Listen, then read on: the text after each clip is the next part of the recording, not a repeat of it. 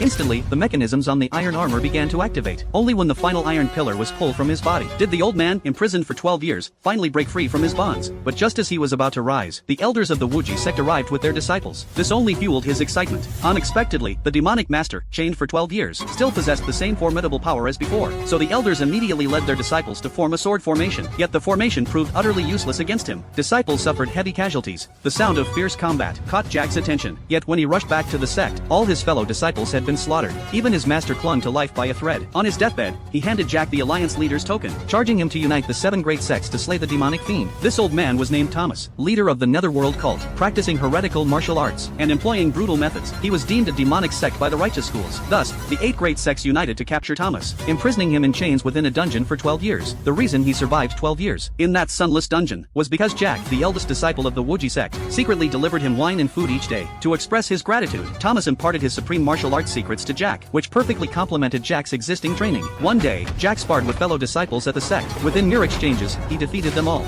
Just as Jack basked in his triumph, he suddenly realized the key in his pocket was missing. This key was the very one that unlocked the mechanism on Thomas's body. And now, this key was in the hands of an enemy. It turned out that just days prior, enemy tribesmen had launched a sudden, large-scale invasion. Jack had led the charge to resist the foreign foe, but strangely, a woman had fought him for only 1 round before fleeing. Then, the enemy army had abruptly withdrawn. It turned out the enemy tribe's goal was not to attack the city, but to steal the key from Jack. Soon after, the enemy prince arrived at the main camp. They sought to ally with the Netherworld cult to annihilate the 8 great sects. At this moment, Jack, seeking vengeance for the Wuji sect and his master, used the Alliance leader's token to summon the leaders of the 7 great sects. However, after gathering all 7 sect leaders, when Jack rushed to the scene, he discovered they had all been slaughtered. Then a cloaked figure leapt down. Jack recognized him as the newly freed Thomas. Moreover, when the person behind Thomas removed their mask, Jack discovered that the mastermind behind it all was